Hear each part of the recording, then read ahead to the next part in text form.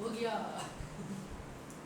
तो आज की क्लास में हम लोग एक नए चैप्टर के साथ मिल रहे हैं और चैप्टर का नाम है ऑल्टरनेटिंग करंट। अब देखिए ये ऑल्टरनेटिंग करंट जो चैप्टर है, क्योंकि आपने ईएमआई के क्लास चैप्टर पढ़ा है और लास्ट चैप्टर में हमने एसी जनरेटर पढ़ा था और एसी जनरेटर पढ़ते पढ़ते आपने एक एक्सप्रेशन डिराइव किया था जहां पे आपने लिखा था कि ई नॉट जो है वो ई जो है वो किसके बराबर होता है, ई जो होता है वो किसके बराबर होता है, ई होता है ई नॉट साइन ओमेगा टी के बराबर। और यहीं से हमें पता चला था कि ये जो फंक्शन है किसका, ईएमएफ का, ये कुछ इस प्रकार का होता है जहां पर आप ऐसे आपका ई नॉट वैरी कर रहा है, यानी ईएमएफ इंड्यूस्ड ऐसे वैरी कर रहा है जहाँ पे ये जो वैल्यू है वो किसके बराबर है, ई नॉट के बराबर है। और ये जो फंक्शन है वो किसको रिप्रेजेंट कर रहा है, ई नॉट साइन ओमेगा टी को रिप्रेजेंट कर रहा है। And this is E versus omega T यानी थीटा का ग्राफ। तो ये ऑलरेडी लास्ट जब हमारा हुआ था उस टाइम पे हम लोग यही वाला जाके ये हो। अब लिखिए what is alternating current, right? An alternating current is an electric current whose magnitude changes. An alternating current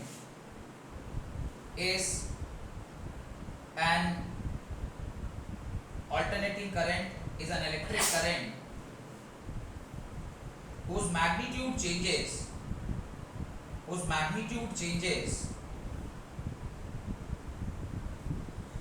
continuously, and polarity changes alternately.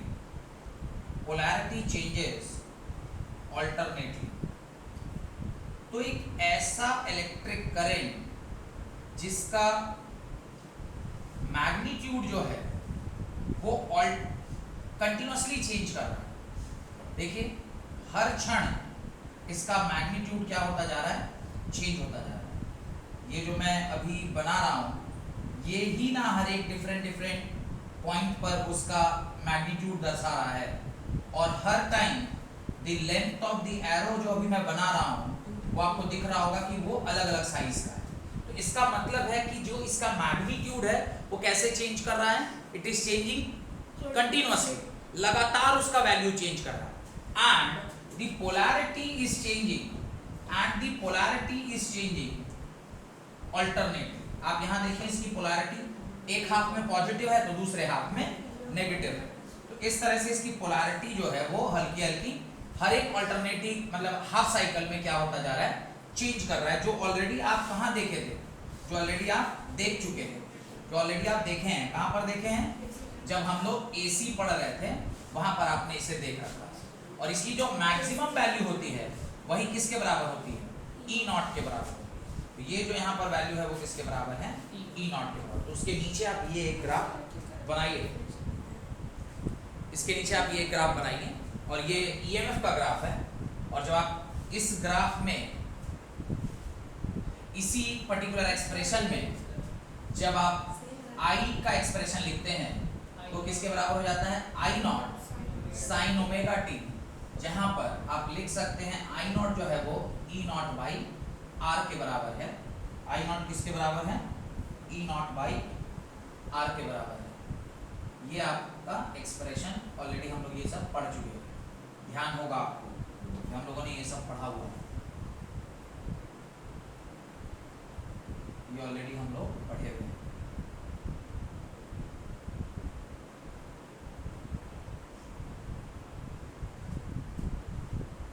ये आप अपनी कॉपी में बना लें। लिखिए where I naught is the maximum value or peak value, where I naught is the maximum value or peak value or amplitude of AC। अच्छा याद रखिएगा, कई बार बच्चे ये गलती करते हैं, एसी करंट शब्द यूज करते हैं। आप एसी करंट जैसा दुनिया में कुछ भी नहीं है। ये ऑल्टरनेटिंग करंट है या एसी है, आप एसी करंट नहीं बोलते। एसी करंट में जो सी है वो तो ऑलरेडी करंट है, तब तो दो बार करंट हो जाएगा ना। ऑल्टरनेटिंग करंट करंट आप बोलने लग जाएंगे। या तो ऑल्टरनेटिंग करंट बोलिए या एसी बोलिए, एसी करंट मत बोलिए। जैसे कई बार आप रेलवे स्टेशन में घूमते होंगे तो सुनते होंगे ठंडा कोल्ड ड्रिंक, ठंडा कोल्ड ड्रिंक। ये तो कोल्ड ड्रिंक बोल ही रहा है तो फिर ठंडा क्यों लगा रहा है? या फिर तुम ठंडा ड्रिंक बोलो या कोल्ड ड्रिंक बोलो, लेकिन आप स्टेशन में हमेशा ये सुनते हैं ठंडा कोल्ड ड्रिंक। ठंडा कोल्ड ड्रिंक क्या है? तो वैसे ही जैसे ठंडा कोल्ड ड्रिंक सुनने में बड़ा अजीब सा लग रहा है, ऐसे ही ऑल्टरनेटिंग करंट यानी एसी करंट कोई बोले तो वो वैसा ही है जैसे ठंडा कोल्ड ड्रिंक। तो इस बात का आप ध्यान रखिएगा। Where I naught is the maximum value or the peak value or amplitude of AC and omega is the angular velocity। ये जो ओमेगा है वो क्या है? एंगुलर वेलोसिटी है। और इसी ओमेगा को आप क्या लिख सकते हैं? Omega is equal to 2 pi by capital T. तो ये आपका ओमेगा का एक्सप्रेशन आया 2 पाई बाई कैपिटल टी। ये आपका ओमेगा का expression, omega is equal to 2 pi by capital T. इसी ओमेगा को और आप क्या लिख सकते हैं? Omega is equal to 2 pi mu भी लिख सकते हैं। क्या लिख सकते हैं? 2 pi mu. Clear? This can be written as 2 pi mu. This can be written as 2 pi mu. अब हमारे इंडिया में जो फ्रीक्वेंसी काम कर रही होती है वो कितना है? हमारे इंडिया में जो फ्रीक्वेंसी है वो कितना है? 50 हर्ट्ज। अब चूंकि हमारे इंडिया में जो फ्रीक्वेंसी है 50 हर्ट्ज है, तो अब जरा ध्यान से देखिए, फ्रीक्वेंसी हमारे यहाँ किसके बराबर है? 50 हर्ट्ज के बराबर है। उस हिसाब से ध्यान से देखिएगा तो समझ में आएगा। Omega can be written as 2 pi mu, omega is written as 2 pi into 50। Omega is equal to how much? 100 pi. तो कहीं पर अगर आपको ये 100 पाई लिखा हुआ दिखाई दिया तो भी आपको क्या समझना है? ये कहाँ की फ्रीक्वेंसी की बात हो रही है? ये इंडिया के फ्रीक्वेंसी की बात हो रही है। सिमिलरली इसी को जब आप ओमेगा और आगे बढ़िएगा 100 इंटू पाई का वैल्यू आप क्या लिख सकते हैं? 3.14। और इसी ओमेगा के जगह पर आप 314 भी अगर लिखा हुआ कहीं देखते हैं तो ये 314 भी अगर कहीं लिखा है तो इसका क्या मतलब है? इसका मतलब है कि आप किसकी फ्रीक्वेंसी पर काम कर रहे हैं? इंडिया की फ्रीक्वेंसी पर काम। एग्जाम पे यही आया था, हम कहीं और ही का लिख दिए। अमेरिका लिख दी? नहीं मतलब 314 आया था ओमेगा वाला। हाँ, बोलता कहाँ पे फ्रीक्वेंसी है? ये इंडिया का फ्रीक्वेंसी है। एग्जाम पे नहीं आया। कोई बात नहीं, अब आ गया है। फाइनल बोर्ड में मत गलती करिएगा। तो ये देखिए एक ही लेक्चर का बात था, नहीं पहला लेक्चर अगर आप मैं पढ़ा देता तो शायद 2 नंबर आपका और बन गया होता। तो ये दोनों याद रखिएगा। तो 3 बातें जनरली बच्चा लोग सिर्फ एक ही बात याद रखता है। क्या? एक ही चीज याद रखता है कि फ्रीक्वेंसी किसके बराबर होता है? 50 हर्ट्ज के बराबर होता है। आपको ये तीनों ही याद रखना है, ये भी याद रखना है, ये भी याद रखना है। और याद क्या रखना है? तो आपके सामने डिराइव हुआ है, इसमें रटने जैसा क्या गलत बोला सही बोला? एंड ये क्या है? Mu. Mu is the frequency. Mu किसके बराबर है? Mu is frequency. तो ये ध्यान रखिएगा, म्यू फ्रीक्वेंसी है और ये सारी वैल्यूज हम लोग यूज करते हैं। डन? तो इसको लिख लीजिए, लिख लिए।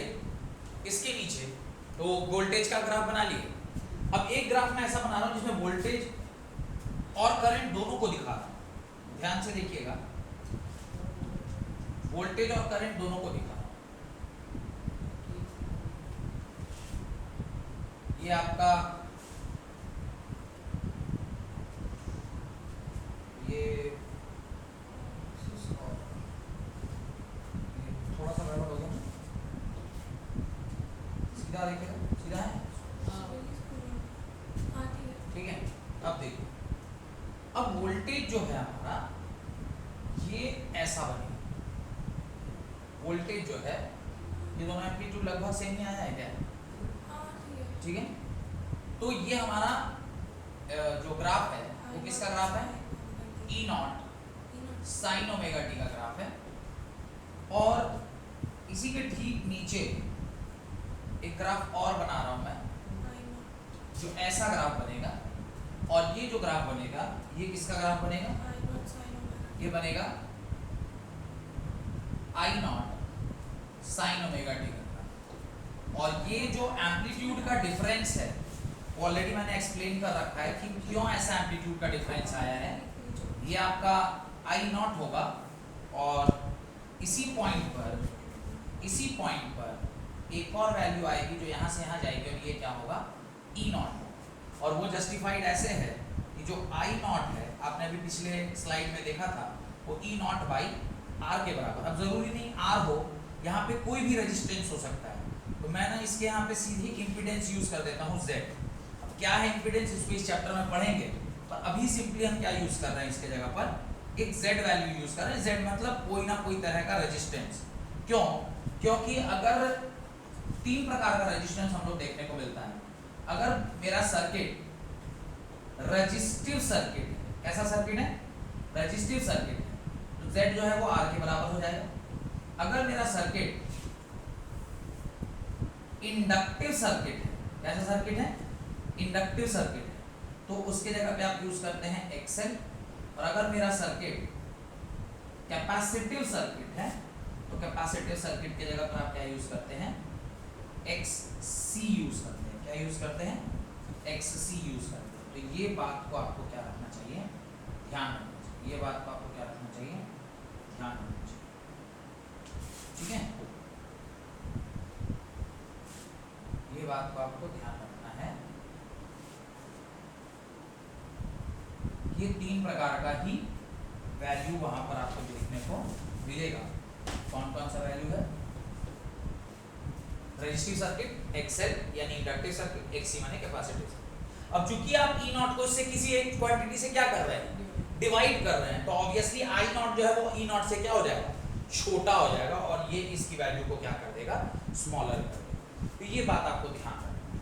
हेडिंग का advantages and disadvantages of AC। अब AC हम लोग पढ़ क्यों रहे हैं? सबसे इंपॉर्टेंट तो ये है कि क्यों AC, क्यों DC में ऐसी क्या गड़बड़ी थी जिसकी वजह से हम लोग को AC पढ़ना पड़ गया। सब कुछ तो ठीक ही चल रहा था, क्यों हम लोग फिर AC पढ़ना स्टार्ट किए? तो उसे लिख रहा है एडवांटेजेस में, लिखे generation, transmission and distribution of AC। Advantages में लिखिए generation, transmission and distribution of AC is more economical,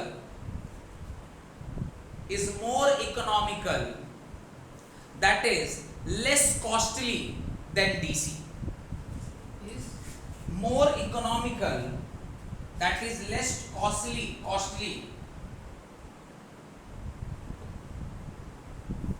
less costly than DC। तीन चीजें, जेनरेशन मतलब इसका जेनरेशन आसान है, जब कभी भी जनरेट होगा तो वो ट्रांसमिट होगा, तो ट्रांसमिशन, और ट्रांसमिशन हुआ है तो अल्टीमेटली हम ट्रांसमिट करते ही इसलिए ताकि हम उसे क्या कर सकें? डिस्ट्रीब्यूट कर सकें, तो डिस्ट्रीब्यूशन। तो generation, transmission and distribution is more economical मतलब सस्ता पड़ता है। मोर इकोनॉमिकल, ये चीपर होता है, सस्ता पड़ता है। अब मैं एक बात और आपको बोलना भूल गया, वापस से इस स्लाइड पर आते हैं और मैं बताता हूँ। एक बार ध्यान से उतर गया था बोलते हुए। अभी ये जो फ्रीक्वेंसी 50 हर्ट्ज आपने यहाँ पैदा किया है, इसका मीनिंग क्या है? What is the meaning of frequency of 50 hertz? ये क्या मतलब है?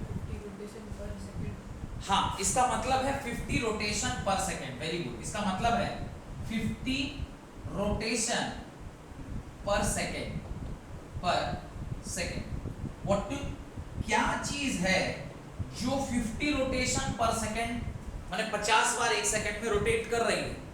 कुछ तो ऐसी चीज होगी ना जो रोटेट कर रही होगी इस फ्रीक्वेंसी पे, यानी इतने बार चक्कर काट रही होगी एक सेकेंड में। तो अल्टीमेटली मैंने आपसे बोला भी हुआ है, हमने आपसे बताया भी था कि ये जो इलेक्ट्रिसिटी है ये पैदा होती है कैसे? एसी जनरेटर से। कैसे पैदा होती है? एसी जनरेटर से। अब एसी जनरेटर जहां कहीं भी जिस भी पावर प्लांट में लगा होता है उस पे लगा होता है टरबाइन। क्या लगा होता है उस पे? टरबाइन। ये जो पंखा है इसको क्या बोलते हैं?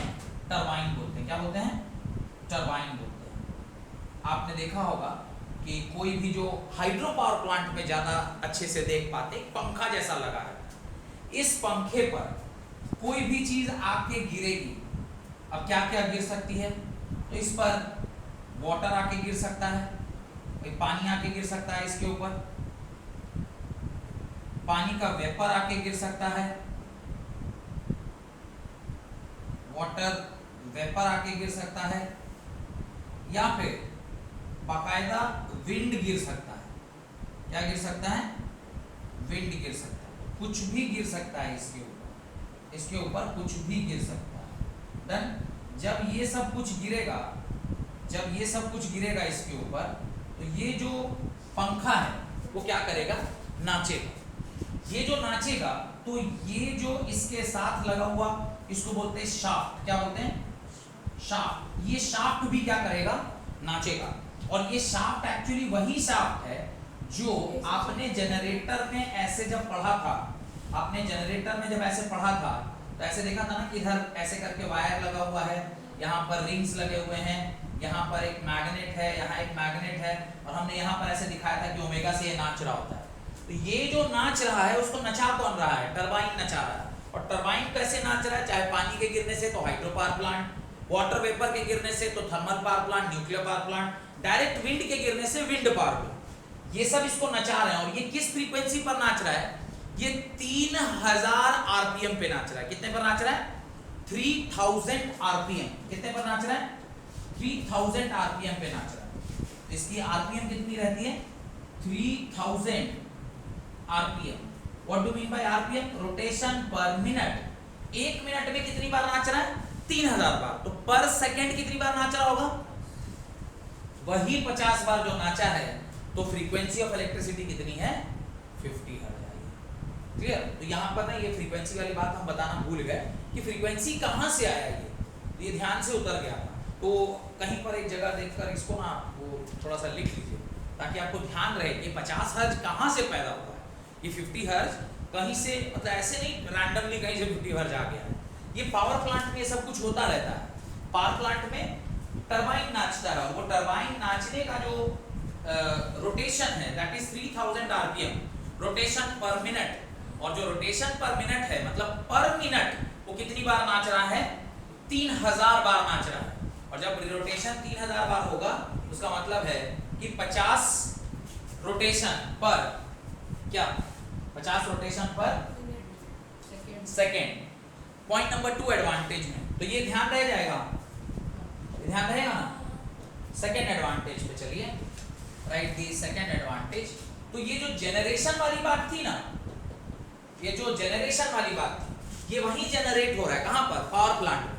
उस पावर प्लांट से हम उसको ट्रांसमिट करते हैं, यानी पावर प्लांट से अपने नियर बाई ट्रांसफार्मर तक लेके आते हैं। तो वहां तक लाने का जो काम है उसको क्या कहते हैं? ट्रांसमिशन कहते हैं। और ट्रांसफार्मर से जो नियर बाई जो ट्रांसफार्मर, हर एक इलाका में एक ट्रांसफार्मर रहता है। इसका पता आपको तब चलता है जब आप गर्मी के मौसम में वो जल जाता है, तो लोग बताएं क्या हुआ? ट्रांसफार्मर जल गया। उसके अलावा बच्चों को, यानी आप लोगों के लेवल पे ट्रांसफार्मर मतलब और ज्यादा आप नहीं जानते, 2 पोल के ऊपर एक बड़ा सा मशीन रखा है जो जल जाता है तो गर्मी में दिक्कत होती है। तो वो जो पर्टिकुलर चीज है वो ट्रांसफार्मर है। उस ट्रांसफार्मर तक लाने का काम है ट्रांसमिशन का। उसके बाद हर एक इंडिविजुअल घर में जो लाइन जा रही है उसको बोलते हैं डिस्ट्रीब्यूशन। तो जेनरेशन, ट्रांसमिशन एंड डिस्ट्रीब्यूशन, ये जो है वो बहुत इकोनॉमिकल यानी सस्ता है, ये महंगा नहीं। Point number 2, the alternating voltage, the alternating voltage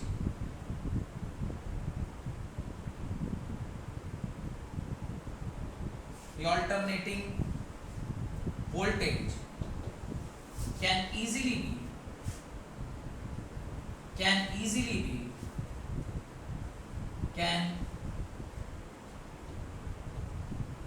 be either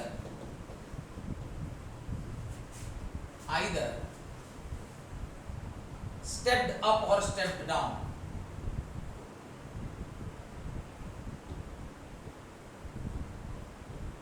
stepped up or easily, stepped up or stepped down, stepped down with the help of what? With the help of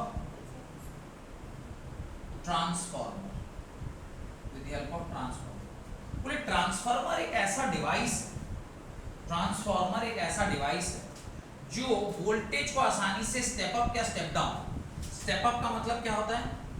step up का मतलब होता है कि आप voltage को increase कर रहे हैं, इंक्रीजिंग दी वोल्टेज, और स्टेप डाउन का मतलब होता है डिक्रीजिंग दी वोल्टेज, यानी वैल्यू ऑफ वोल्टेज को आप क्या कर दे रहे हैं? डिक्रीज कर रहे हैं, डिक्रीजिंग दी वोल्टेज। तो ये स्टेप अप स्टेप डाउन बड़ी आसानी से हो जाता है, इजीली ये काम हम कर सकते हैं, पर ये सिर्फ किस में कर सकते हैं? एसी में कर सकते हैं, डीसी में नहीं कर सकते, क्योंकि ट्रांसफार्मर बड़ी आसानी से एसी का स्टेप अप स्टेप डाउन कर लेता है, डीसी का स्टेप अप स्टेप डाउन नहीं कर सकता। Next point, AC travels on the surface of conductor,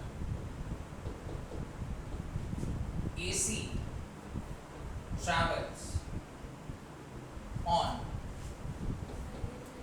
the surface of conductor।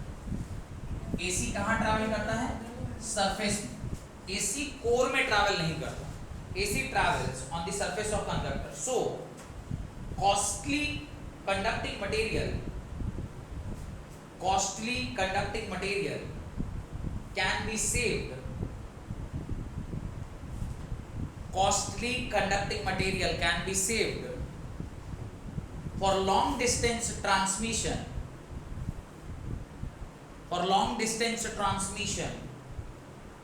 by using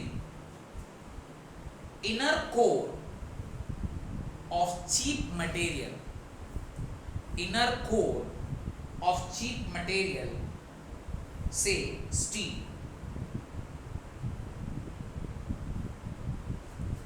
और जो मटेरियल हम लोग यूज करते हैं उसको बोलते हैं ACSR, फुल फॉर्म लिख लीजिए ACSR का, इसका फुल फॉर्म है aluminium, right, aluminium conductor steel reinforced, aluminium conductor steel reinforced.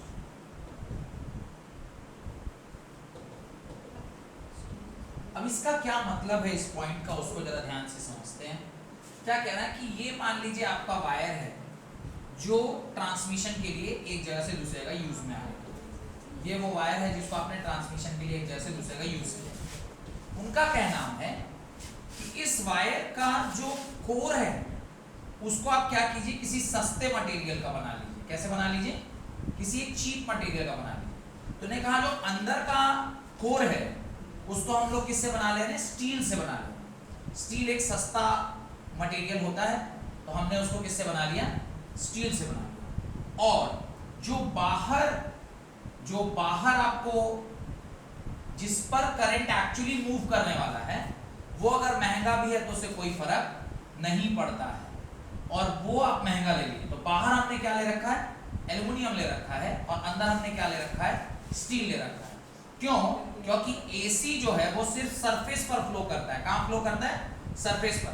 तो लॉन्ग डिस्टेंस ट्रैवल कराने के लिए आपको ये एक बेनिफिशियल साबित होगा, जहां पर आपको महंगा मटेरियल सिर्फ ऊपर रखना है और सस्ता मटेरियल कहां रखना है? अंदर।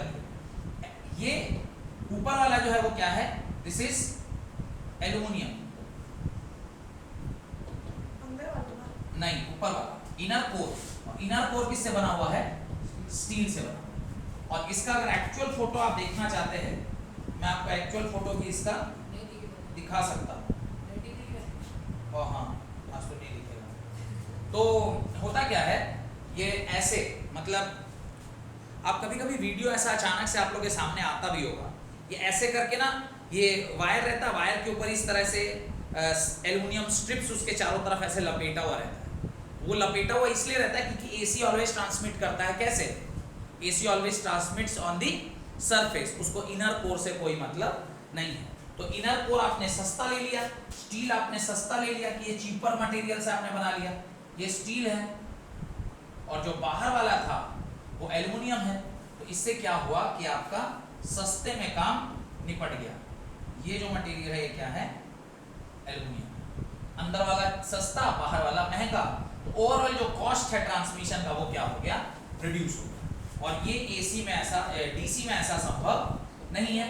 डीसी में इस तरह का कोई अरेंजमेंट आप नहीं कर सकते हैं, आपको बाकायदा, क्योंकि वहां कोर में इलेक्ट्रिसिटी फ्लो करती है, वहां पर ये वाला प्रावधान करना संभव नहीं। Got it? तो ये बात आप ध्यान रखिए। नेक्स्ट पॉइंट लिखिए, AC can reach distant places. AC can reach distant places without loss, without much loss। ऐसा नहीं हो सकता कि लॉस नहीं होगा, without much loss। AC को एक जगह से दूसरी जगह ले जाने के लिए आपको ज्यादा लॉस का जरूरत नहीं। अब कैसे लॉस नहीं होता है, देखिए वैसे तो बहुत सारे तरीके के लॉस होते हैं, पर हम लोग जो एक मेन लॉस के बारे में बात करते हैं उसको बोलते हैं I²R लॉस। क्या बोलते हैं उसको, I²R loss. What is I²R loss? आप जब क्लास 10 में थे तो आपने हीट पढ़ा था, इस साल के आपने हीट पढ़ा है। हीट इज इक्वल टू किसके बराबर होता है, I²RT। और ये I²RT को जब आप टेम्परेचर से, टाइम से डिवाइड करिएगा तो आपके पास एक लॉस बन के आता है जो पावर के बराबर होगा, और क्या किसके बराबर है, I²R। अब ये जो पावर लॉस है या हीटिंग लॉस है, एक्चुअली ये हीटिंग लॉस को आपको क्या करना है, मिनिमाइज करना है। इस हीटिंग लॉस को आपको क्या करना है, मिनिमाइज करना है। You want to reduce this heating loss. अब इसको मिनिमाइज करने के लिए हमारे पास दो ही ऑप्शन है। आप एक ऑप्शन है आपके पास कि आप भाई करंट की वैल्यू को रिड्यूस कर दें। करंट वैल्यू रिड्यूस करना हमारे लिए संभव नहीं है, तो सेकंड प्रावधान क्या है, हम रेजिस्टेंस को क्या कर लें, रिड्यूस कर लें। और रेजिस्टेंस को रिड्यूस करने के लिए हम लोग क्या करते हैं, R इज इक्वल टू होता है रो L बाई A। अगर मुझे इसे रिड्यूस करना है ऑब्वियसली मुझे एरिया को क्या करना होगा, बढ़ाना होगा। और यही कारण है कि जितने भी वायर ट्रांसमिशन में यूज होते हैं इसका क्रॉस सेक्शनल एरिया बहुत ज्यादा होता है। इसका क्रॉस सेक्शनल एरिया क्या होता है, बहुत ज्यादा होता है, क्रॉस सेक्शनल एरिया। तो ये क्रॉस सेक्शन, मोटे मोटे वायर क्यों यूज किए जाते हैं, ऐसा नहीं कि लोग उन लोगों को मन है कि हम मोटा वायर यूज करें, हम पतला में ना भेजें। क्रॉस सेक्शनल एरिया उसका क्या करना पड़ता है, हम लोग को इंक्रीज करना पड़ता है in order to minimize the I²R loss. ठीक है, ये एक बात हो गई। बढ़े आगे,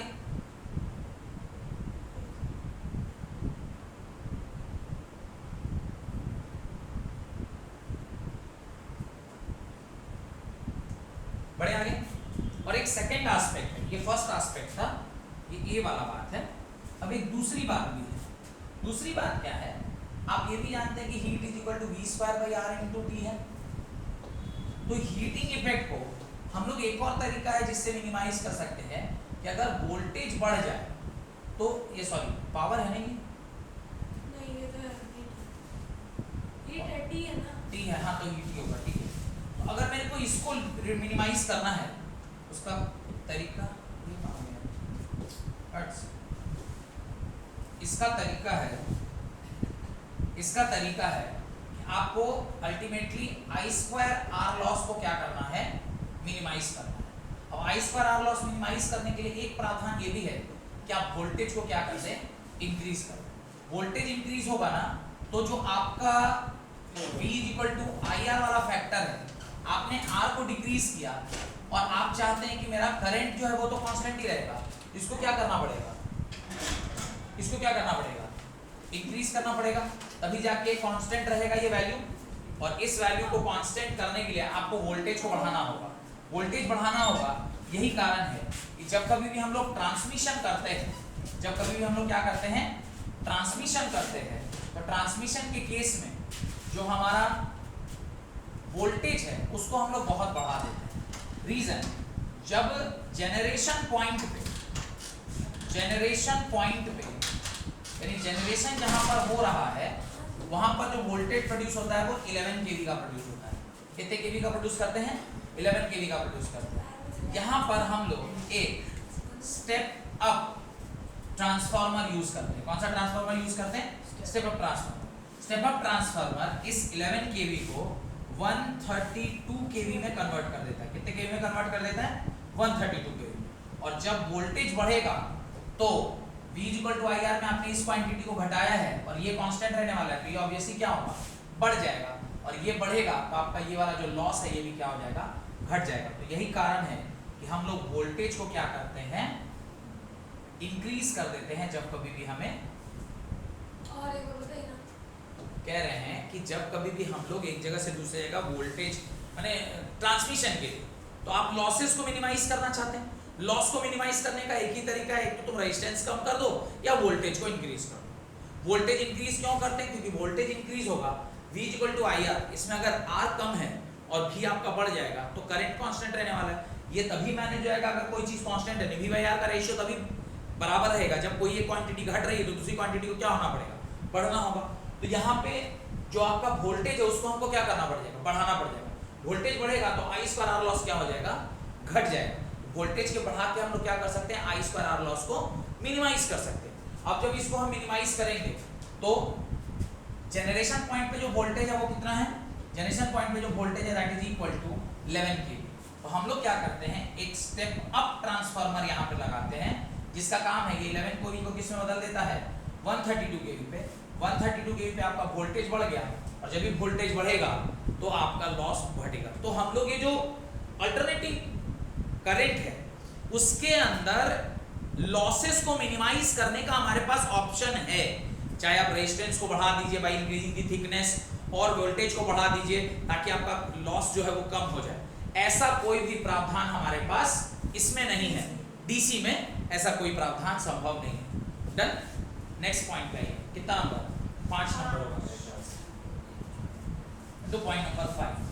पॉइंट नंबर 5 कहता है AC can easily be converted into DC. AC can easily be converted into DC. आप AC को DC में बड़ी आसानी से क्या कर सकते हैं? बदल सकते हैं। और जो डिवाइस ये कार्यक्रम करने के काम आता है उसको क्या कहते हैं? The device which converts AC into DC is, बताइए नाम पता है? क्या नाम है? The device which converts AC to DC is called as rectifier. उसको क्या कहते हैं? रेक्टिफायर। तो रेक्टिफायर पढ़ेंगे सेमीकंडक्टर चैप्टर में।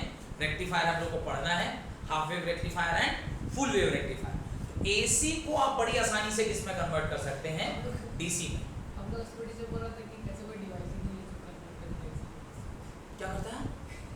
ऐसे कोई डिवाइस ही नहीं है जो AC को DC में कन्वर्ट कर दे। यदि पूरा बाकायदा पढ़ना है हम लोग को, उसके ऊपर 5 नंबर का सवाल पूछा जाता AC है। में कन्वर्ट होता है। इन्वर्टर। अरे तो क्यों बोल रहे हो कि कन्वर्ट ही नहीं होता? ऐसे कोई डिवाइस ही नहीं है। अच्छा, हम लोग जो इन्वर्टर है उसका काम क्या है? आप उसको बैटरी में स्टोर करते हैं एनर्जी, और जब लाइन कटती है तो आपको ये तो सब AC डिवाइसेस हैं। तो AC कैसे चल रहा है जबकि पावर तो DC में स्टोर हुआ है ना बैटरी में? तो DC पहले किस में कन्वर्ट होगा? AC में। आप वहाँ 12 वोल्ट पर हैं, 12 वोल्ट को स्टेप अप करके हम कहाँ लेके आएंगे? 220 वोल्ट पे। और फिर 220 वोल्ट किस में कन्वर्ट होगा? AC 220 में, यानी DC 220 किस में कन्वर्ट होगा? AC 220 में। तो ये जो DC टू AC हुआ ये कौन करेगा? इन्वर्टर। तो ना इन्वर्टर से लाइट जलता है। तो DC to AC inverter, AC to DC rectifier. याद रखिए जो होता है। क्या बोला? डन। ये हो गया। तो यह है प्रॉपर्टी नंबर 4 यानी advantage number 4। Next advantage number 4 5 हो गया, 6 होगा ना अभी। Advantage number 6 AC voltage. Next AC voltage can be better controlled without any loss of electrical power. AC voltage can be better controlled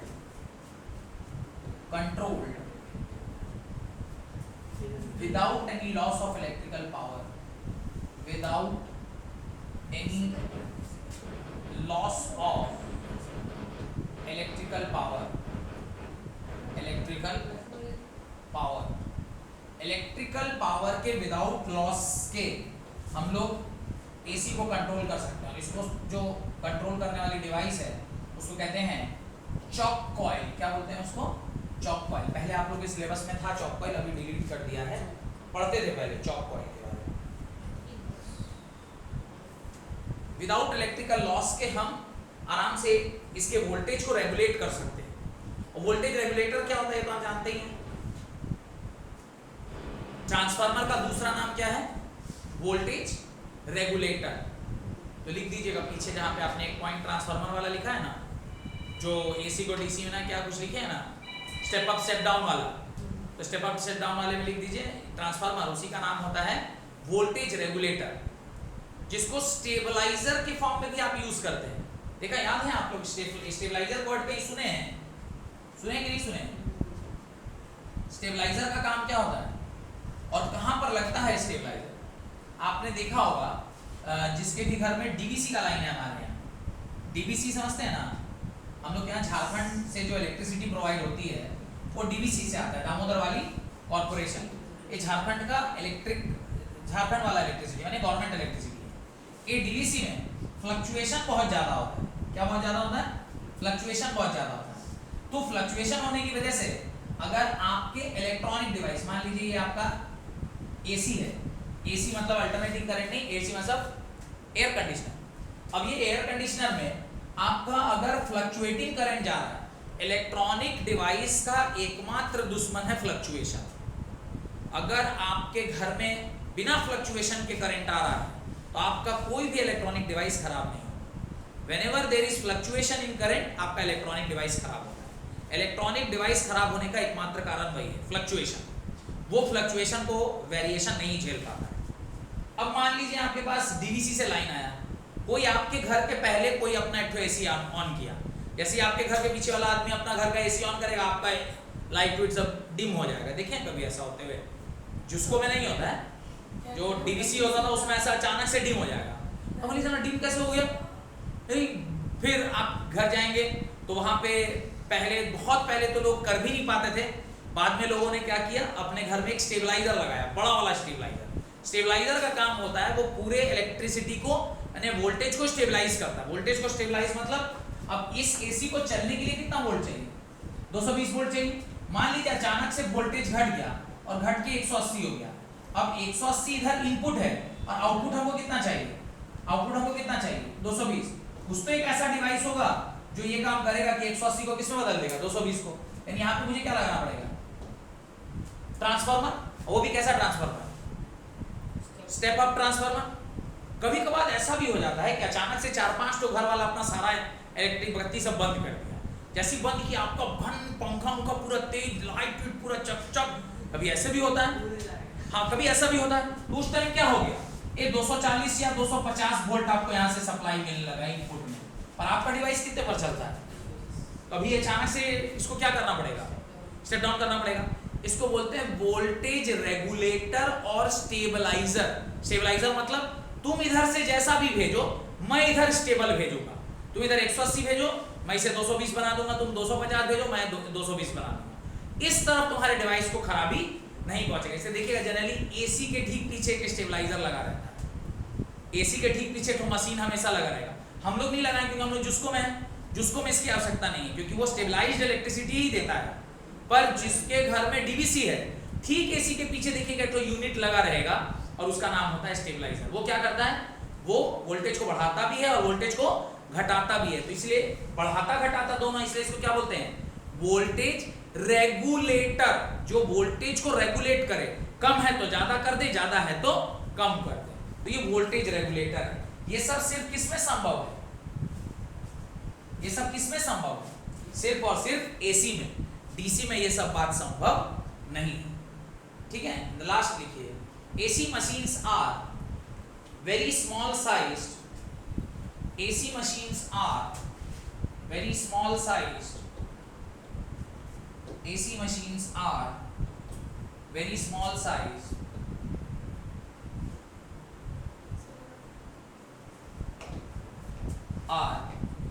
very small size, easy to use, small size, easy to use, easy to use, and have longer life, and have longer life। तो ये तीन बातें AC के लिए और important हो गई। देखो सारे इसके मशीन छोटे होते हैं, ज्यादा दिन तक चलते हैं, और यूज इसका जो है वो रिलेटिवली इजी है। तो कुल मिलाकर ये 7 पॉइंट है जो एडवांटेज के रूप में क्या करते हैं, काम करते हैं। Next, disadvantages of AC over DC.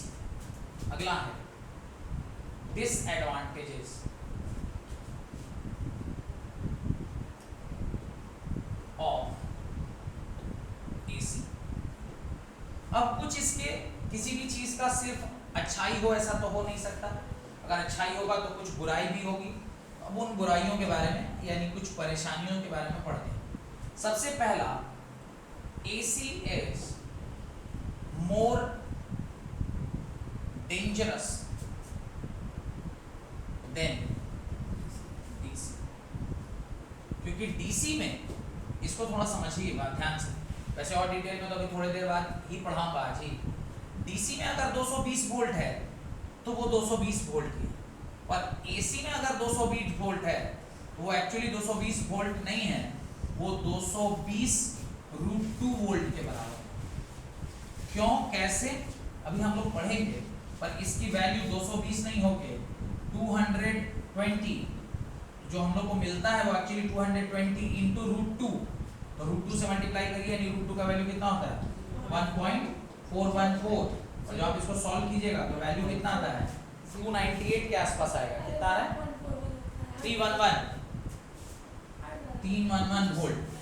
तो इसके साथ डीसी में जो आपको 220 अगर मिला है तो एक्चुअली 220 ही मिला, पर एसी में जो 220 मिला है वो एक्चुअली में 220 है ही नहीं।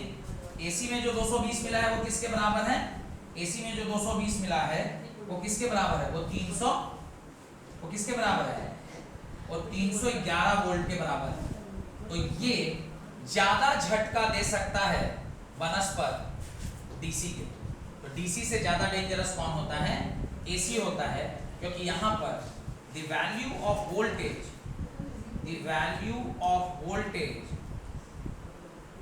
इज, वोल्टेज नहीं, इसमें एक वर्ड ऐड कीजिए, peak voltage is relatively higher. AC का पीक वोल्टेज डीसी के पीक वोल्टेज से ज्यादा, जिसकी वजह से एसी का ज्यादा होता है, डीसी का कम। एसी का ज्यादा होता है। पढ़ेंगे अभी क्यों ज्यादा होता है, पढ़ेंगे।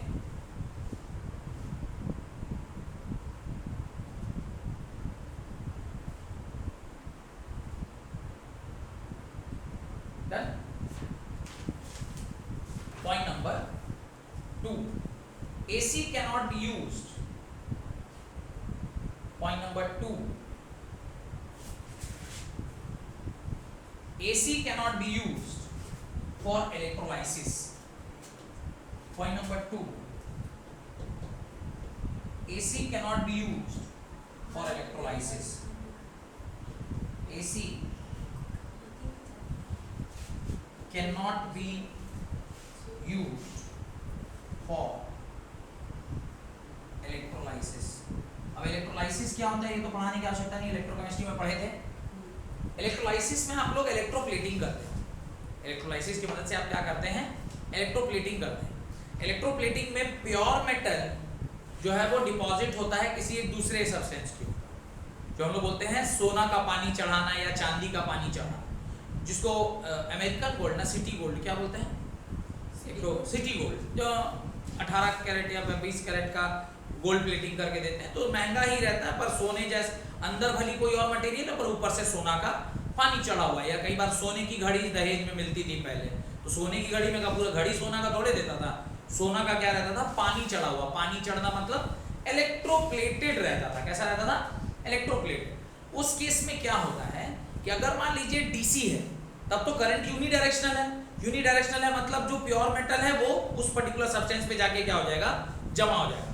लेकिन अगर आप वहां एसी डाल देंगे, एक बार यहां से वहां जमा होगा और दूसरे के हाथ में फिर इस पे आ जाएगा, फिर यहां से वहां जमा होगा और फिर इससे यहां आ जाएगा, तो कभी भी जीवन में इलेक्ट्रोप्लेट हो पाएगा, नहीं हो पाएगा। तो इसकी सबसे बड़ी परेशानी है कि इलेक्ट्रोलाइसिस प्रोसेस में आप एसी सप्लाई यूज नहीं कर सकते, आपको डीसी ही यूज करना पड़ेगा।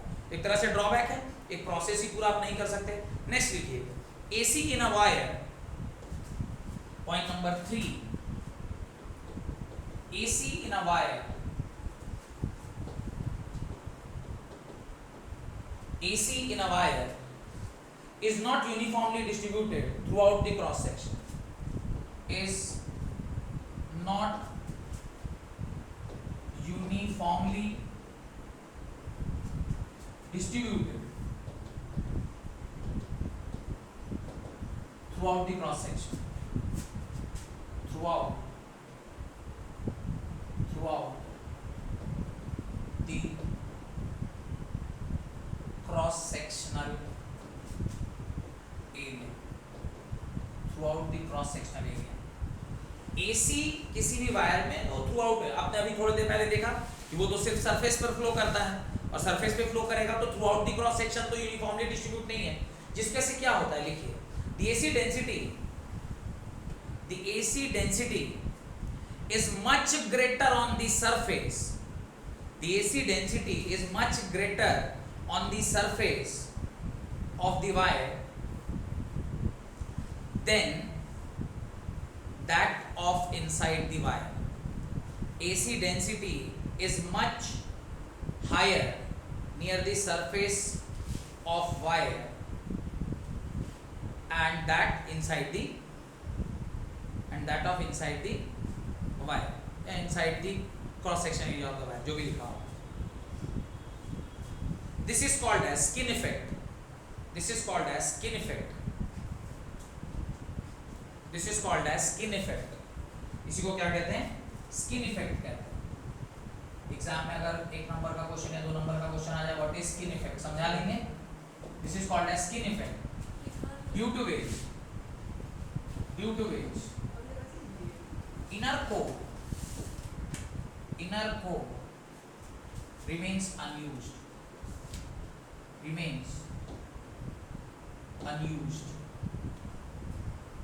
स्किन इफेक्ट की वजह से अंदर वाला जो कोर है बिना यूज के ही रह जाता है। और यही कारण है कि जब हम लोग चेंज करते हैं वायर तो सिर्फ ऊपर का एल्युमिनियम स्ट्रिप चेंज करते हैं, अंदर का वायर एज इट इज रह जाता है। तो एक तरह से खर्चा कम है, अच्छा तो है, लेकिन अंदर वाले में यूजेस नहीं है कुछ, तो ये भी एक तरह का ड्रॉबैक है। और markings on the scale of AC meters, marking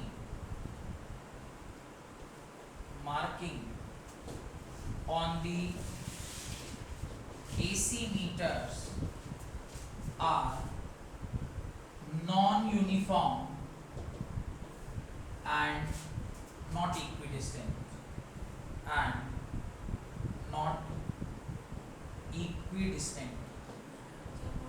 कह रहा है कि जब AC मीटर यूज करते हैं हम लोग, DC मीटर में क्या होता है कि मान लीजिए कोई एक DC डिवाइस है, यहाँ पर कोई एक ये रीडिंग है, ये आपका 0 है, तो यहाँ अगर 0 है, यहाँ 1, यहाँ 2, यहाँ 3, यहाँ 4, यहाँ 5, यहाँ 6, यहाँ 7, कुछ इस तरह से इक्वल डिस्टेंस पर है। लेकिन कह रहा है कि जो आपका AC डिवाइस होता है उसकी जो मार्किंग्स होती हैं वो यूनिफॉर्म नहीं होती। यहाँ अगर 0 है, यहाँ 1 है, तो हो सकता है यहाँ 2 हो, यहाँ 3 हो, यहाँ 4 हो, तो ये जो मार्किंग है वो AC डिवाइस में, वो AC में इक्विडिस्टेंट नहीं होता, पर DC में इक्विडिस्टेंस होता है यूनिफॉर्म। इससे आपका एडवांटेज और डिसएडवांटेज कंप्लीट हो गया। ये एग्जाम में पूछता है, 2 नंबर में भी पूछा हुआ है, 3 नंबर में भी पूछा हुआ है कि भाई आप एसी का डीसी के ऊपर एडवांटेज और डिसएडवांटेज लिख कर बताइए। तो ये आप लिख लेंगे मुझे लगता है ऐसा। अब आज की क्लास का 2 टॉपिक और रह गया है, उसको करके और फिर आज की क्लास को समाप्त करेंगे। हेडिंग आगे, मीन और average value of alternating current. बढ़े आगे, मीन और average value of alternating current. Mean और average value of alternating current very important. ये यहाँ से न्यूमेरिकल बनता है, मीन या average value of alternating current.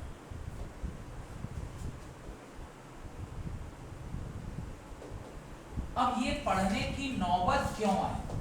Y we are reading this? सबसे पहले तो यही इंपॉर्टेंट है, भाई हम लोग ये क्यों पढ़ रहे हैं, सर ये मीन वैल्यू हम क्यों निकालना चाहते हैं?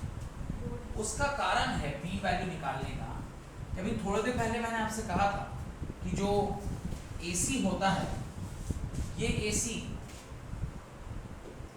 कुछ इस तरह से होता है, जहां पर ये आपका वोल्टेज है, ये करंट है, और ऐसे करके ये इसका ये आता है।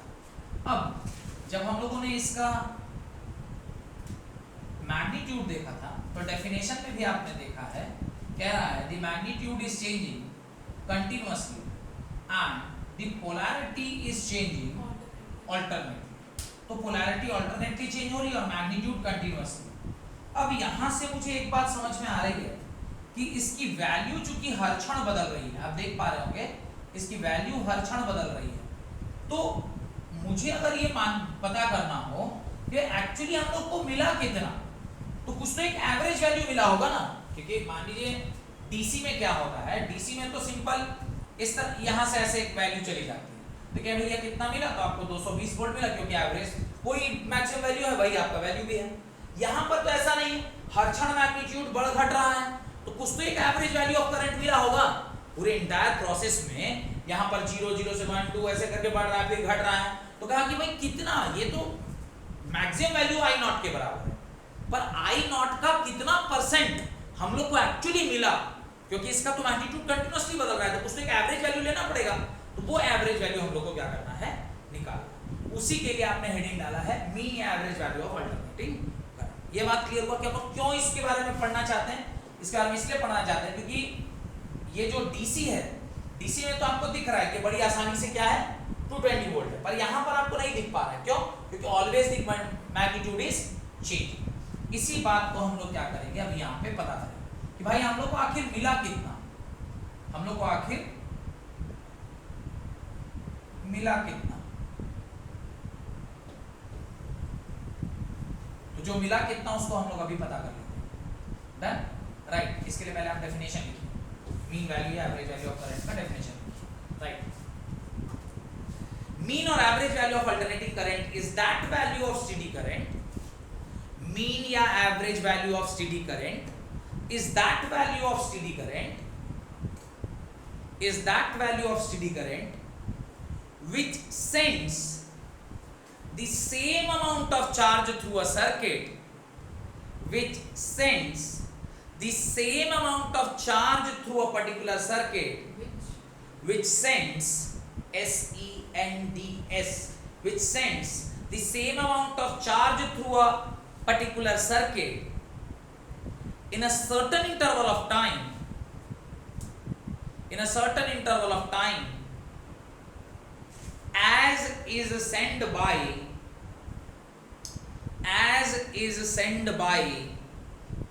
an alternating current, as is sent by an alternating current through the same circuit in a half cycle, in a half cycle, in a half cycle, alternating current through the same circuit in a half cycle। ध्यान से समझिए, बहुत important बात है, नहीं समझिएगा तो काम बनने वाला नहीं। क्या कह रहा है देखिए, ये एक रजिस्टर आर है, इसको आपने एक डीसी सप्लाई से जोड़ रखा है,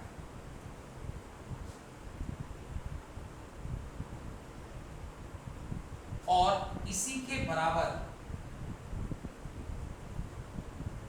एक और सर्किट आपने लिया है जिसमें ये सेम रजिस्टर लगाया है और इसको आपने किससे जोड़ रखा है, एसी सप्लाई से जोड़ रखा है। कह रहा है कि जितना charge Q AC half cycle, full cycle नहीं बोला, कितना बोला, हाफ साइकिल में जितना चार्ज एसी भेजता है थ्रू दिस रजिस्टर, जिस समय माने जितना समय हाफ साइकिल में लगा होगा, और यहां पर जो चार्ज डीसी भेज रहा है वो चार्ज दोनों का क्या होता है, सेम होता है। अगर इसका मुझे मीन निकालना है तो उस मीन का वैल्यू मुझे एक्चुअली कहां से मिलेगा, यहां से मिलेगा, और यहां पर उतने साइकिल में उतने टाइम में जितना हाफ साइकिल हुआ है उतने ही टाइम में डीसी सर्किट में जितना चार्ज फ्लो हो जाएगा वही इसके एवरेज के बराबर होगा। क्या बोला, समझ में आया? फिर से सुनिए, टाइम दोनों का फैक्टर हम लोग सेम रख रहे हैं, दोनों का टाइम क्या है, सेम है, और टाइम है t/2। टाइम कितना है, t/2, क्योंकि हाफ साइकिल का मतलब ही होता है, हाफ साइकिल का मतलब ही होता है t/2 टाइम पीरियड। तो t/2 टाइम पीरियड में जितना चार्ज डीसी सर्किट में फ्लो हुआ है उसके करस्पॉन्डिंगली जो करंट आया है उतना ही चार्ज जब इसमें से फ्लो करेगा तो वो उसका क्या हो जाएगा, मीन वैल्यू। डन। डेफिनेशन को पढ़िए, क्या कह रहा है, मीन और average value of alternating current is that value of steady current, is that value of steady मतलब DC, is that value of steady current which sends the same amount of charge through a circuit in a certain time interval as is sent by an alternating current through the same circuit in half cycle। half cycle मतलब t/2, t/2 time period में जितना current यहां से flow किया है उतना ही per unit charge, current मतलब indirectly charge के बारे में बात कर रहा है, उतना ही चार्ज जब इसमें से फ्लो कर जाएगा तो वही उसका क्या हो जाएगा, एवरेज वैल्यू या मीन वैल्यू हो जाएगा। उसका डेरिवेशन लिखिए, I mean value या average value of AC is denoted by, mean value या average value of DC is denoted by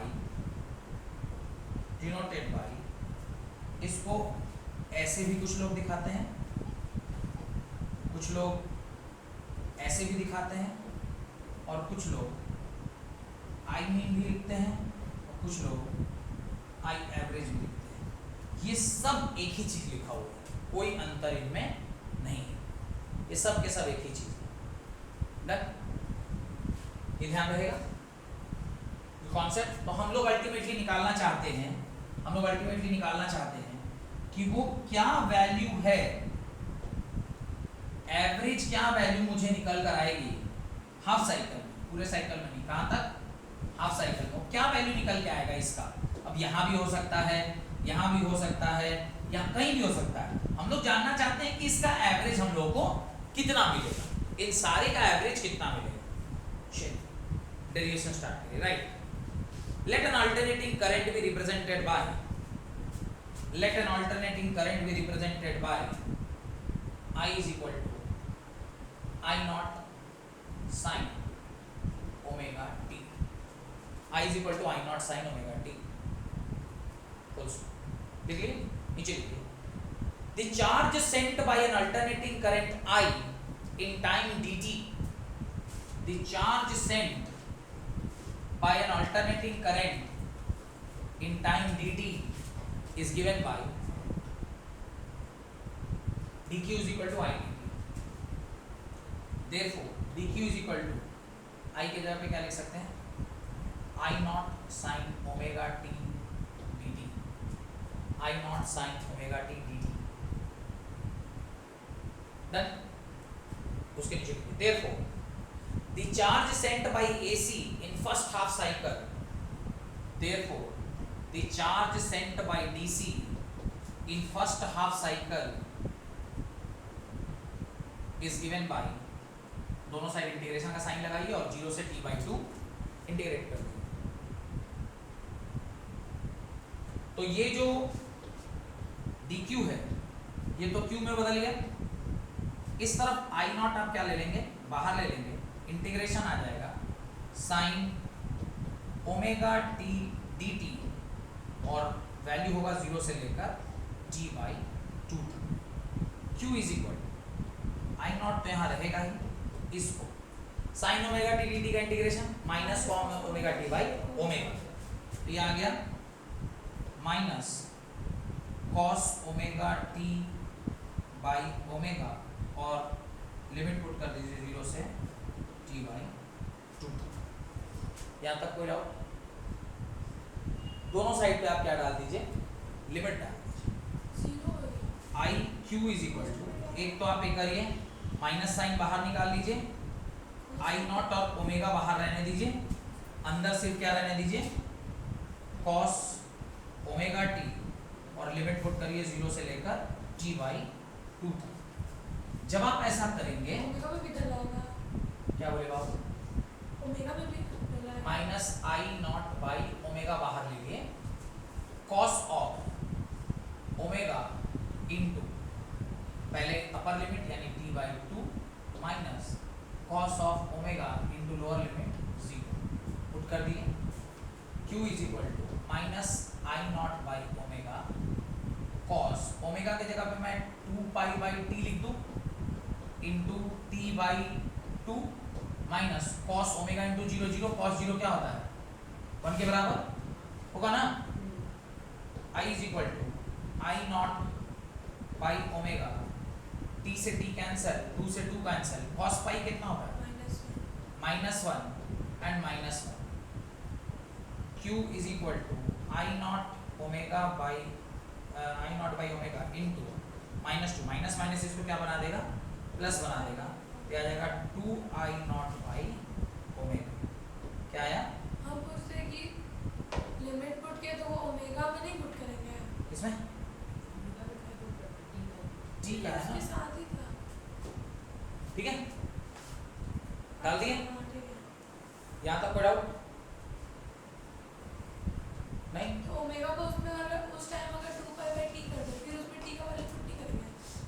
यहाँ पे ये वाले ओमेगा में हाँ, पुट कर दीजिए पुट, इसको पुट कर दीजिए, यहाँ पे ला दीजिए 2π/t, सॉल्व करिए, तो t का फिर value t/2 2t I naught by 2π इसी टाइम करते तो काट दीजिए, q इज इक्वल टू क्या आ जाएगा I naught, q is equal to क्या आ गया, q is equal to I naught by pi into t के, ये आया। हम क्या बोल रहे हैं, हाँ बोलिए, उसी टाइम पुट कर दे तो जब ओमेगा नहीं निकाले जाते तो t का वैल्यू। यहाँ पे हाँ, वो अभी पुट करिए, बाद में पुट करिए, बात तो एक ही है, उसमें लिमिट आएगा एक्सप्रेशन तो एक ही आएगा। उसमें लिमिट नहीं रहेगा वो पूछ, उसमें लिमिट नहीं लगेगा वो पूछ। अरे लिमिट तो टाइम का लिमिट है, तो टाइम की जगह ना पुट होगा कि ओमेगा की जगह पुट हो जाएगा। अच्छा सॉरी, हो गया, यहाँ तक पहुँच गए। तो अभी हमारे पास q कितना निकल के आ गया, ये जो q है ये हमारे पास निकल के आ गया है, और ये q का वैल्यू कितना आया है, q इज इक्वल टू ये हमारे पास एक्सप्रेशन निकल के आ गया, q जो है वो I naught t by pi के बराबर। बढ़े आगे let i average be the mean और average value of AC, let i average be the mean or average value of AC, mean or average value of AC over positive half cycle, then charge sent by it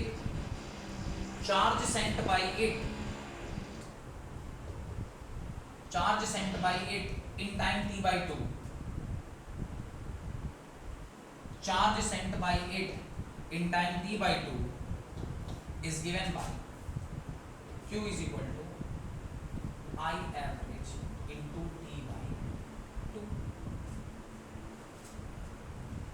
इसको मानिए equation number 2 और पहले वाले को मानिए equation number 1। ये कैसे है? then Q is equal to IT. By definition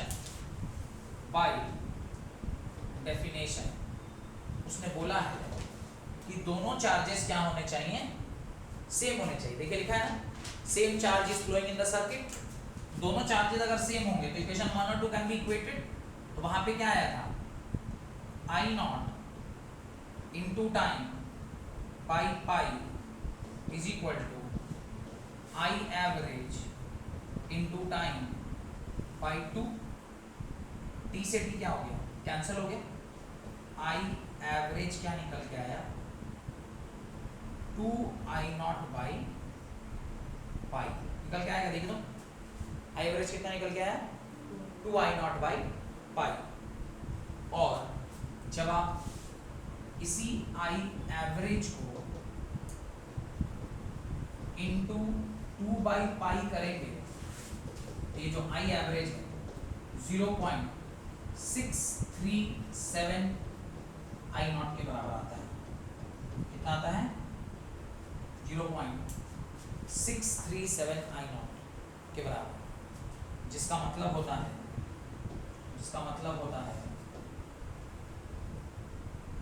the average value of AC is 63.7% of I naught, that is peak value of current in the circuit। कितना परसेंट आ गया I naught, 63.7%। तो हम लोग को यही पता करना था कि एवरेज जो है वो I naught का कितना परसेंट है। तो कितना निकल के आया, 63.7%। डन। और अगर I एवरेज इतना आया है तो आप E एवरेज भी कितना बोलेंगे, E एवरेज भी किसके बराबर होगा, E not twice of E not by pi के बराबर। और E एवरेज भी कितना होगा, 0.637 E नॉट के बराबर, या E एवरेज भी किसके बराबर आ जाएगा, 63.7% ऑफ E नॉट। तो ये बातें आपको क्या रखनी है, ध्यान। E एवरेज हो कि I एवरेज हो, वैल्यू क्या रहता है, इसके बराबर रहता है। डन।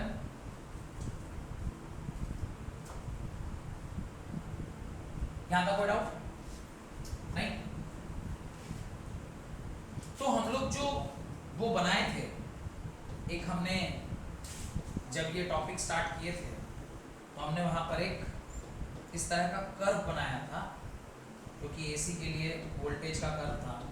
हमने आपसे कहा था इसका जो मैग्नीट्यूड है वो कंटिन्यूअसली क्या कर रहा है, चेंज कर रहा है। मैग्नीट्यूड कंटिन्यूअसली चेंज कर रहा है। इनका जो एवरेज निकल कर आया है वो आया है 63.7% ऑफ I नॉट।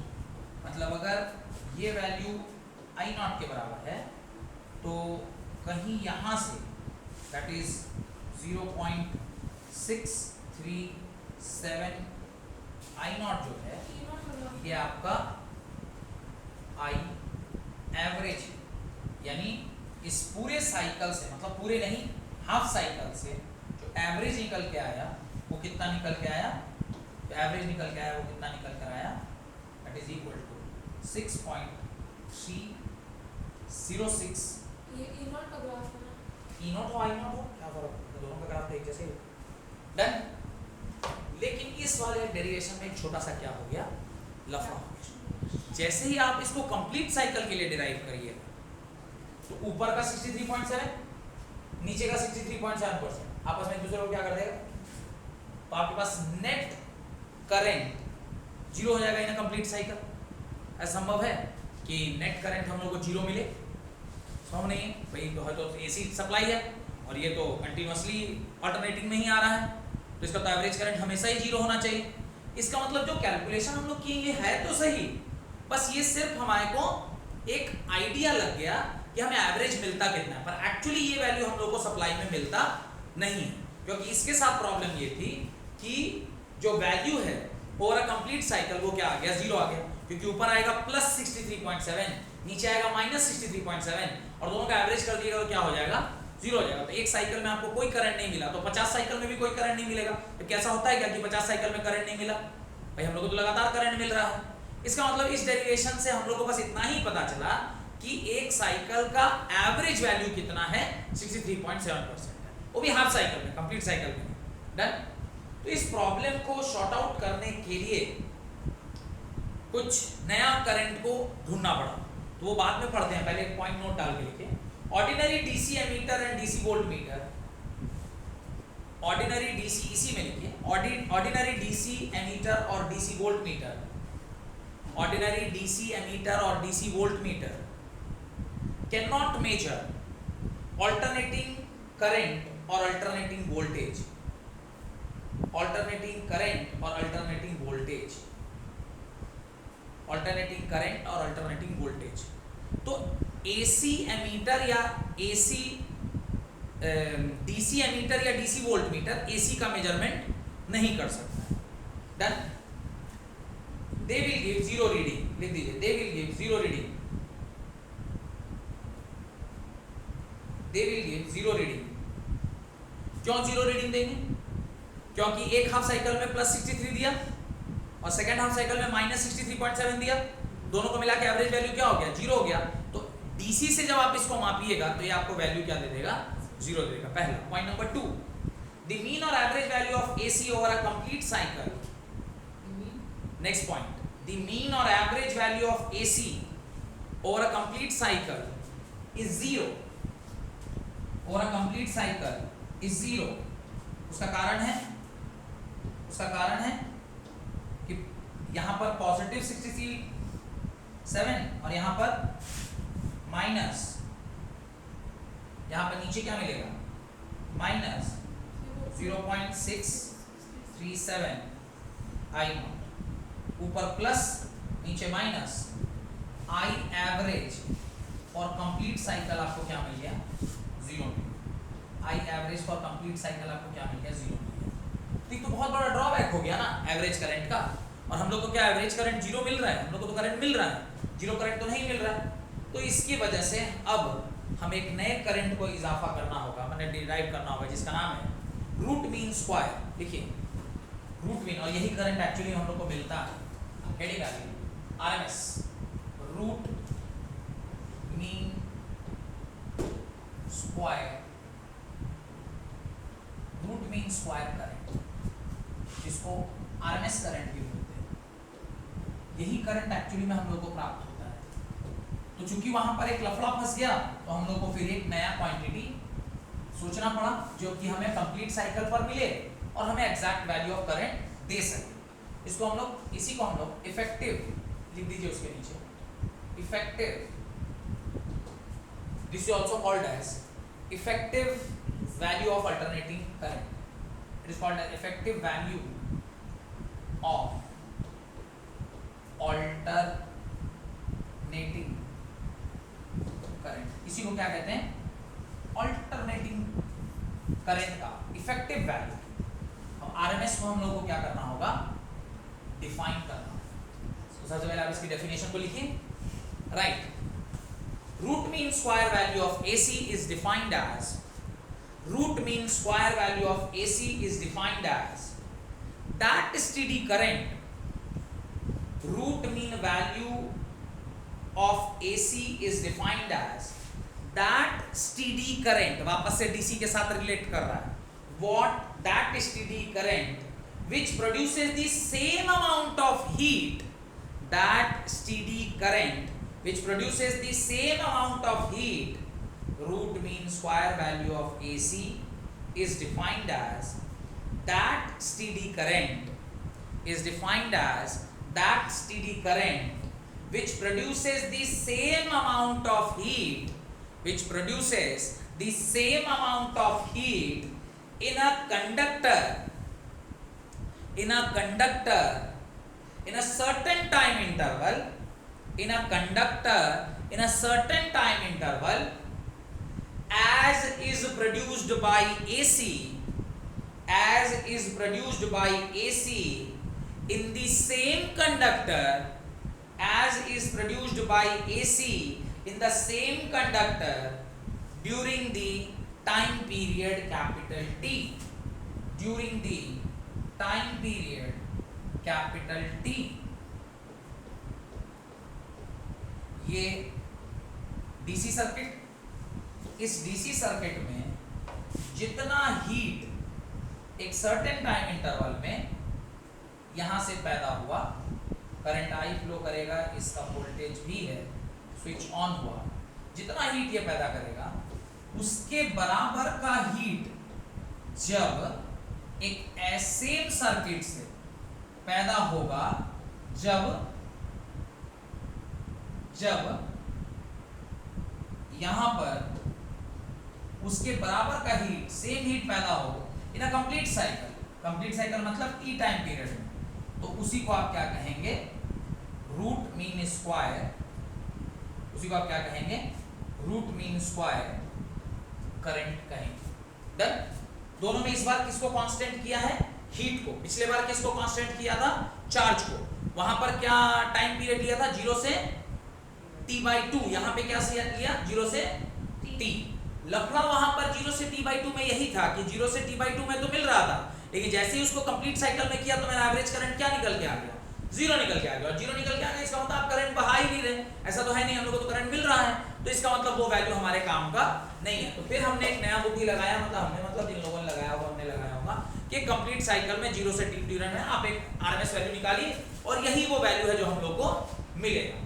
देखिए it is denoted by IRMS और simply I, it is denoted by IRMS और सिंपली I, और यही वो करंट है जो एक्चुअली हम लोग को क्या होता है, प्राप्त होता है, यही वो करंट है जो एक्चुअली हम लोग को प्राप्त होता है। चलिए डेरिवेशन स्टार्ट करिए। राइट, कई बार इसको ना I इफेक्टिव से भी डिनोट करते हैं, यहाँ लिख दीजिए, this is also sometimes denoted as I effective, IEFF और IB, ये सब एक ही है, ये सब इसी है, I इफेक्टिव, ये सब यूज किया जाता है इस सब के लिए, ठीक है, ये सारे ही यूज होते हैं। तो यही वो है जो हम लोग को मिलता है, इसलिए इसको इफेक्टिव करंट। तो कहीं पर जो लिखा रहेगा ना क्वेश्चन में कि the value of current is, या value of voltage is 220 volt AC में, तो 220 वोल्ट जो लिखा है वो कौन सा वैल्यू है, वो ये वैल्यू है, ना कि पीक वैल्यू। आई नॉट नहीं है, आई नॉट निकालना पड़ता है, जो वैल्यू लिखा रहेगा द करंट ऑब्टेन्ड बाय, या the reading of an AC ammeter, the reading of an AC voltmeter, AC voltmeter या एसी एमीटर जो मेजर करता है वो क्या मेजर करता है, आरएमएस वैल्यू मेजर करता है। तो वहां पे बताया ना कि डीसी और एसी उसको 0 कर दे रहे हैं, क्योंकि उसका कारण, ये भी पॉइंट याद रखिएगा, हम लोग को लिखना है। अब डेरिवेशन के ऊपर चलते हैं। Right, let an alternating current I is equal to I naught omega t, let an alternating current flowing in a circuit B, I is equal to I naught sin omega t, let an AC current I is equal to I naught sin omega t flows through a conductor of resistance R, for time dt, flows through a conductor of resistance R through a time dt.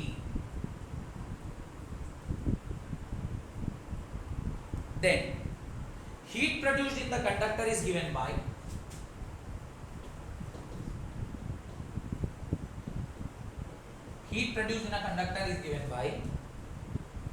dH is equal to I square R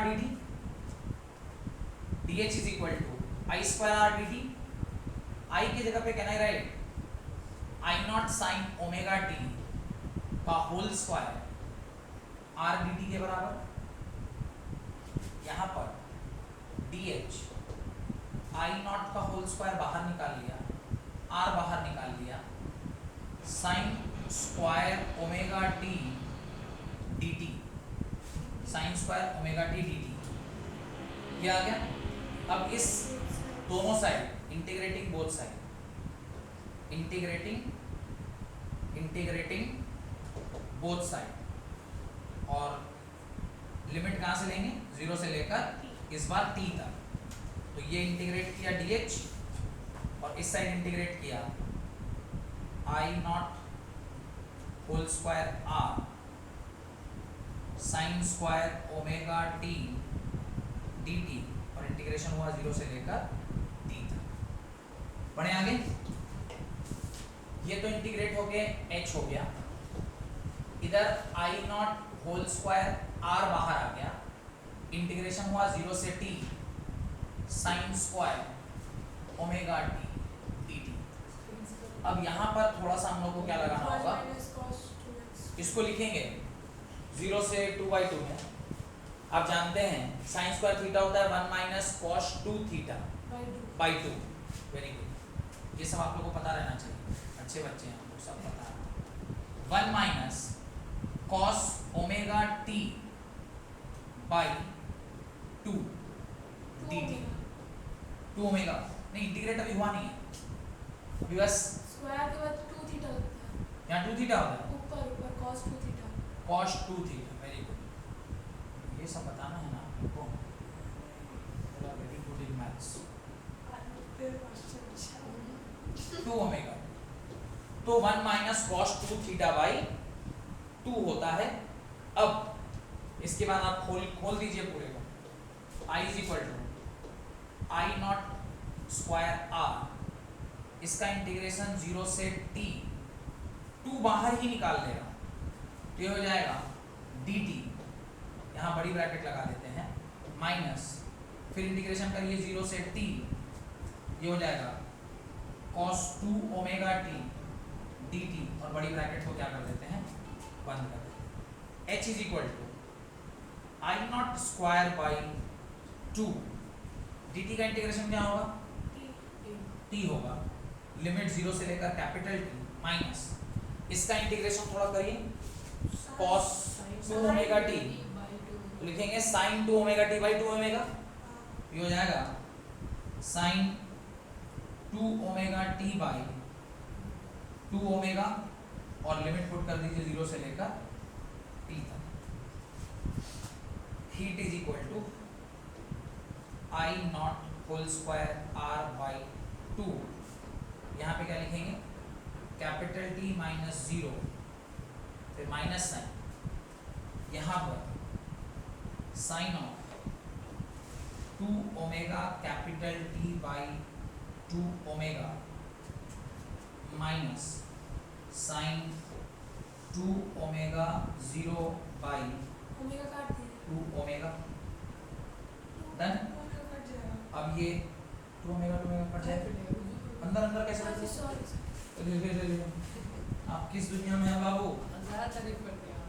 h is equal to I square I naught square by 2 बड़ी bracket, ये तो capital T बन गया था, minus अब वहां पर मैं 1/2 ओमेगा बाहर ले लेता हूँ, क्या बचेगा, साइन ओमेगा के जगह पे मैं 2 पाई बाई टी लिख दूँ क्या, इंटू टी चलेगा, हाँ, माइनस वहाँ 0 था तो उसको खत्म कर देते हैं, साइन 0 0 होता है, निपटा दूँ एक ही बार में, क्या 0 लिखते हैं, लिखते हैं। अब जरा ध्यान से देखिए, h is equal to I naught square T, हमको लग रहा है कि ये भी 0 हो जाएगा, माइनस 1/2 ओमेगा, इसको सॉल्व कीजिएगा, t से t कट गया, साइन 4 पाई, साइन 4 पाई क्या होगा, वो भी 0 ही होगा ना, होगा कि नहीं होगा, I naught square r into T, इसको मान लीजिए इक्वेशन नंबर 1, की क्वांटिटी में क्या हो गया, 0 हो गया, ये आ गया इक्वेशन नंबर 1। लेकिन अभी तो आधा हुआ है, I H is equal to क्या आ गया, I naught square R T by 2, यही है। अब आते हैं आगे, लिखिए, let I R M S be the R M S value of A C, let I R M S be the R M S value of A C, therefore H is equal to I R M S का whole square, I square R 2/t लिख सकते हैं, ऐसा देखिए तो लिख दिए। अब ये इक्वेशन नंबर क्या हो गया, 2 हो गया। This equation number 1 and this equation number 2। ये I2RT, क्यों I2RT, ये 2 नहीं होगा। डन, ये दो इक्वेशन आ गए, I2RT होता है। अब ये दोनों बराबर कर देते हैं, तो बाय डेफिनेशन क्या पढ़े हैं आप लोग, दोनों का हीट क्या होना चाहिए, सेम होना चाहिए। बाय डेफिनेशन हीट दोनों का बराबर है, यानी इक्वेशन 1 इक्वेशन 2 के बराबर होना चाहिए। I RMS square into RT must be equal to I not square RT by 2। अब जो कट पीट रहा है उसको काट दीजिए, टाइम से टाइम कट जाएगा, R से R कट गया। I RMS is equal to under I not whole square by 2। I RMS is equal to I not into I not by √2। I not by √2 हुआ, और जब आप इसको solve करेंगे I not into 1 divided by 1.414, ये आपको देगा 0.707 I not के बराबर। मतलब जो I RMS वैल्यू होता है वो 0.707 I नॉट के क्या होता है, बराबर होता है। लिख दिए, लिखे आगे बढ़े, पढ़ा जाए। तो यहाँ से पता चला कि I RMS that is equal to 70.7% of I not.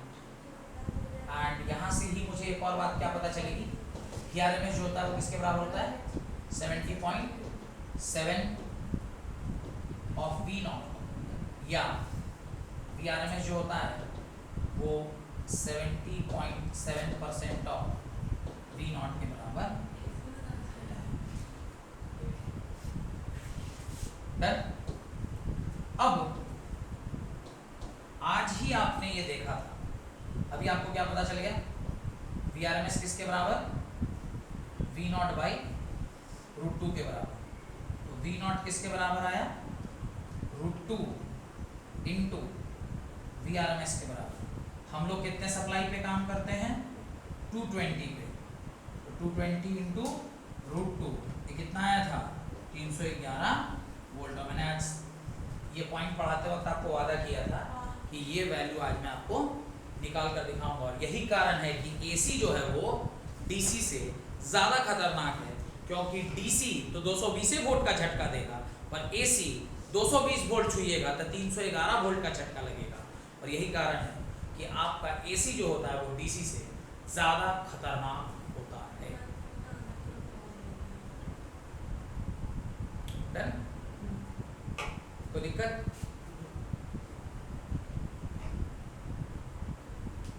कोई डाउट? उसके नीचे बस एक लाइन और ऐड कर दीजिए कि दी RMS माने जो रीडिंग हम लोग को वोल्ट AC एमीटर और AC वोल्ट मीटर से मिलता है वो RMS वैल्यू होता है, ये लिखना है। तो write, the reading of AC ammeter और AC voltmeter is the reading done by is the reading of effective current या voltage respectively। AC ammeter is equal to AC ammeter AC IRMS और VRMS respectively, equal to IRMS और VRMS respectively।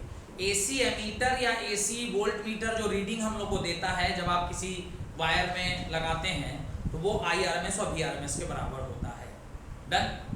यानी अगर किसी सवाल में आपसे कह रहा है कि 220 वोल्ट सप्लाई, तो इसका मतलब क्या है, आपसे I इफेक्टिव या V इफेक्टिव दिया हुआ है, और आपको उसका पीक वैल्यू निकालना पड़ेगा by multiplying it with √2 value. Done, यहाँ तक कोई डाउट?